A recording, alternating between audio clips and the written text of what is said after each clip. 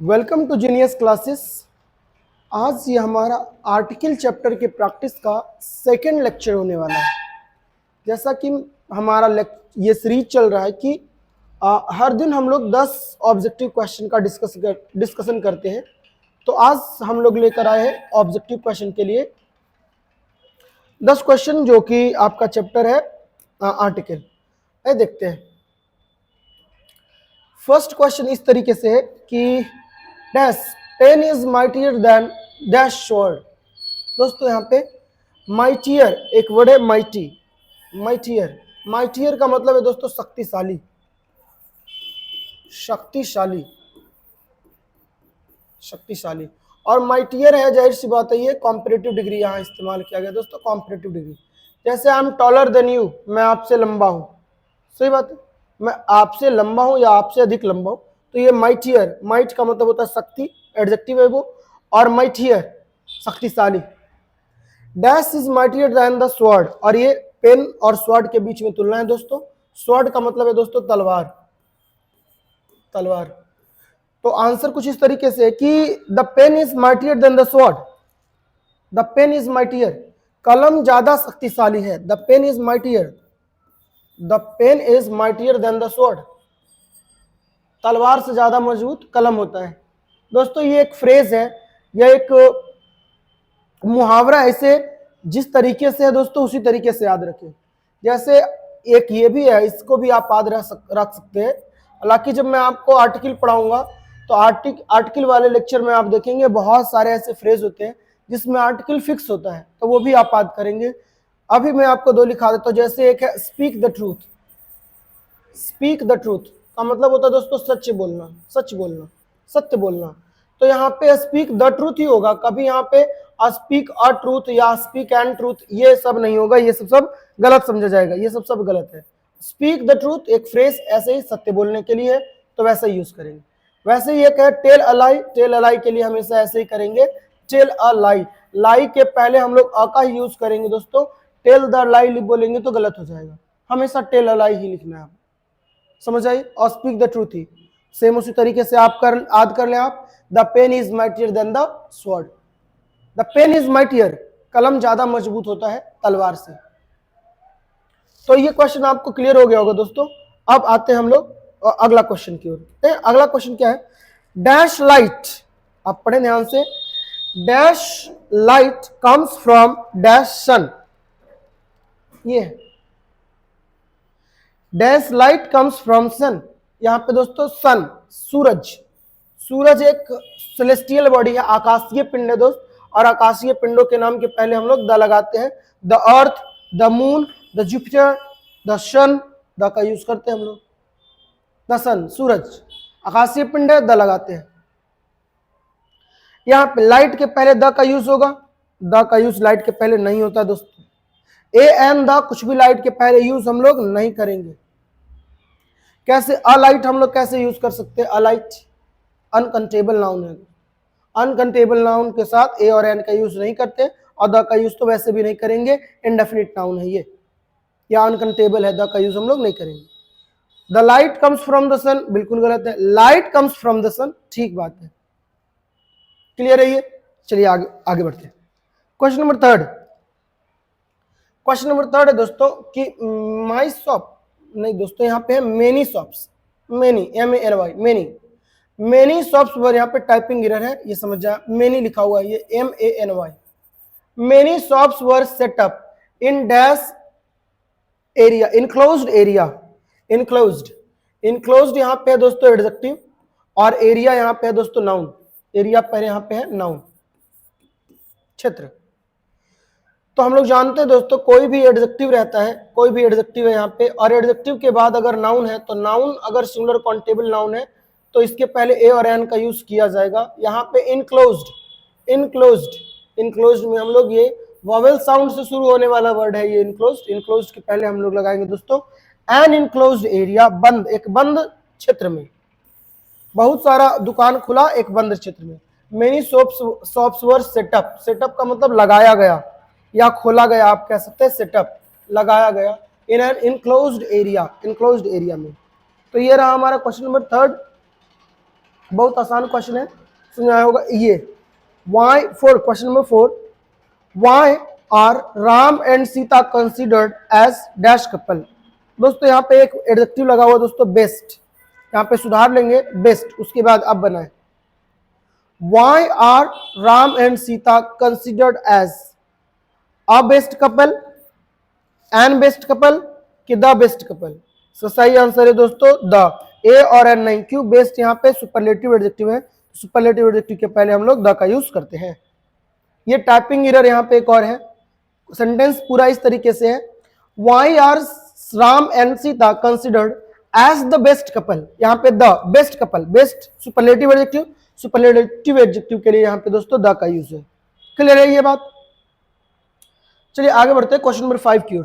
Question number 5, this is question number 5।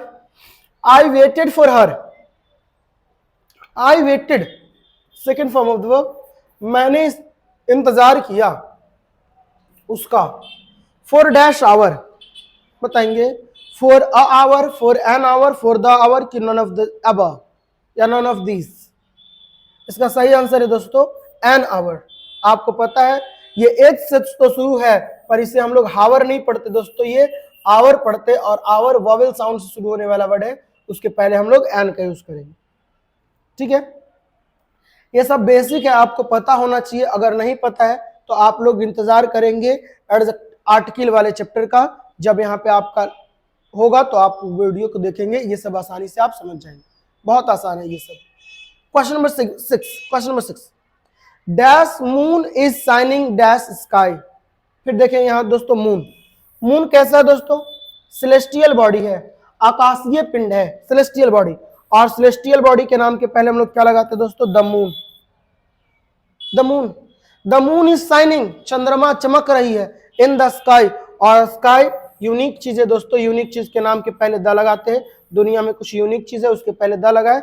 आप इतना ध्यान रखने से पहले ये भी आप रख दे, इन द स्काई सही फॉर्मेशन होता है, सही सेंटेंस होता है इन द स्काई। आकाश में एक चिड़िया उड़ रही है, a bird is flying in the sky. आकाश नीला होता है, द स्काई इज ब्लू। तो स्काई के पहले हम लोग द लगाते हैं, ये ध्यान रखेंगे। स्काई के पहले द, और यहाँ पे मून के पहले द। क्यों? मून एक सेलेस्टियल बॉडी है, आकाशीय पिंड है, इस वजह से। ये क्वेश्चन नंबर 6 बहुत आसान था, ये बन सकता है आपसे।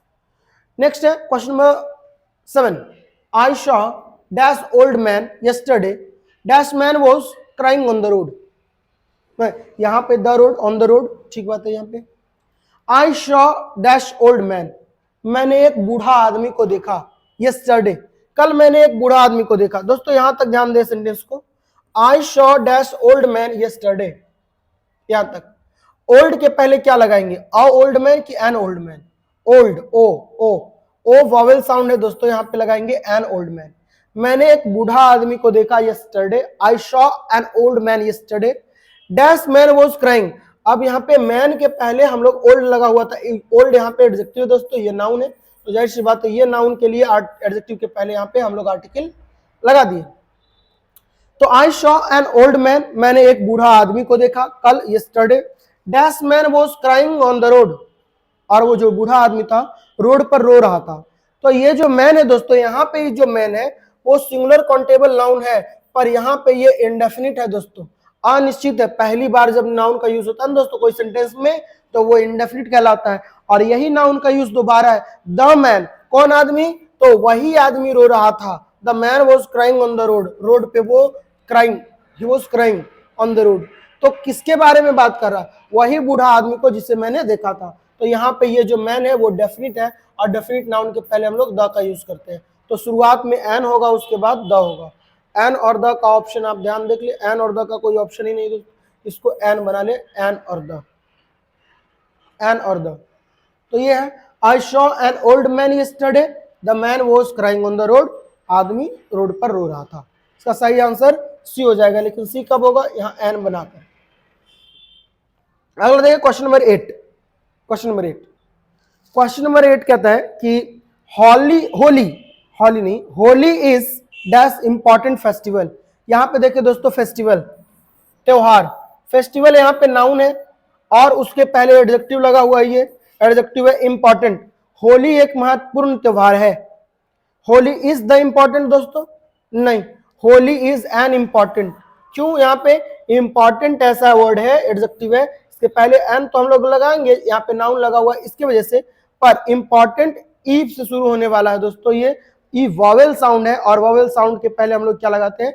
द लगाते, माफ करेंगे, एन लगाते हैं। तो यहाँ पे हमारा सही आंसर होगा Holi is an important festival. ये सब क्वेश्चन प्रीवियस ईयर में पूछा गया क्वेश्चन है आपके बिहार बोर्ड के एग्जाम में, कहीं भी आपके काम आने वाला है दोस्तों। आगे वाला एग्जाम में हो सकता है सेम तरीके का क्वेश्चन पूछा जाए, तो आप ध्यान रखेंगे। आगे देखेंगे question number 9 and 10। Question number 9, bring dash ink pot for me, मेरे लिए इंक पॉट लाओ। इंक पॉट का मतलब है दोस्तों दवात। दवात, दवात एक ऐसा वस्तु होता है दोस्तों इस तरीके का, इस तरह, और इसमें इंक रखा रहता है, इंक। तो bring dash ink pot for me, मेरे लिए एक इंक पॉट लाओ। द इंक पॉट लिखेंगे क्या? Bring the ink pot for me, नहीं, यहाँ पे जो ये इंक पॉट है वो नाउन तो है, ठीक बात है, और सिंगुलर काउंटेबल नाउन भी है, पर ये डेफिनिट नहीं है दोस्तों, इनडेफिनिट है। यहाँ पे एन इंक पॉट का यूज करेंगे।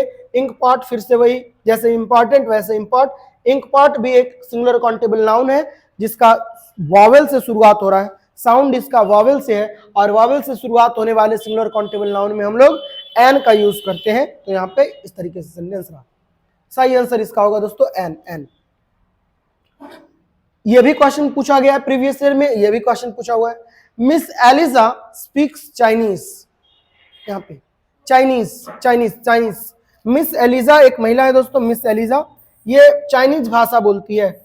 तो भाषा चाइनीज, चाइनीज के पहले क्या लगाएंगे? द चाइनीज, नहीं, अ चाइनीज, नहीं, एन चाइनीज, नहीं, ए एन द। दोस्तों यहाँ पे आर्टिकल का यूज ही नहीं किया जाएगा। क्यों नहीं यूज किया जाएगा? इसका नियम सीधा सीधी है कि कोई भी लैंग्वेज के साथ हम लोग आर्टिकल का यूज नहीं करते हैं। देखेंगे दोस्तों, कोई भी एक language, name of a language, name of a language, name of a language, एक भाषा का नाम, the name of a language, इसके पहले द, ए या एन, ए एन द का यूज हम लोग नहीं करते दोस्तों। जैसे मैं हिंदी बोलता हूं, मैं हिंदी बोलता हूं, सीधा सीधी सेंटेंस बनेगा दोस्तों, I speak Hindi, I speak Hindi. ऐसा हम लोग नहीं लिखेंगे आई स्पीक द हिंदी, गलत हो जाएगा। हम लोग अंग्रेजी सीख रहे हैं दोस्तों, we are learning, we are learning, we are learning, we are learning English, we are learning the English, ऐसा लिखना हमारे लिए गलत हो जाएगा। वी आर लर्निंग इंग्लिश, सीधा द इंग्लिश लिखने का कोई जरूरत नहीं है। अब देखें, कई कई जगह पे आप देखेंगे द इंग्लिश लिखा रहता है, तो भाषा के नाम के पहले, भाषा के नाम के पहले अगर द लगा दे दोस्तों, तो ये नेशनैलिटी को दिखाने लगता है, नेशनैलिटी, राष्ट्रीयता, नेशनैलिटी, राष्ट्रीयता को दिखाने लगता है, नेशनैलिटी को दिखाने लगता है। जैसे अगर हम लोग यहाँ पे लिखे एक sentence, the English, the English, इसका मतलब हो जाएगा दोस्तों अंग्रेज लोग, अंग्रेज लोग, इसका मीनिंग ये हो जाएगा दोस्तों अंग्रेज लोग।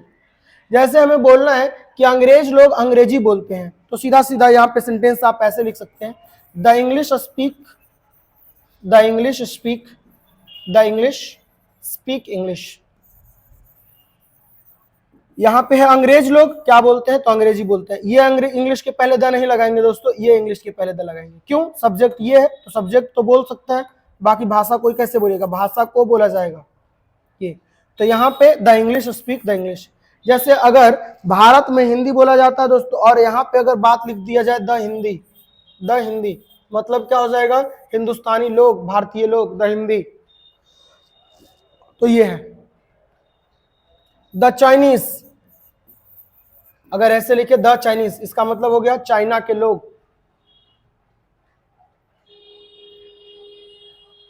The Chinese are short, the Chinese are short, Chinese लोग छोटे होते, नाटे होते, तो यहाँ पे चाइनीज लोग हो गया, नेशनैलिटी को दिखाने लगा। भाषा के नाम के पहले द का यूज नहीं करते हैं, नियम नंबर 1।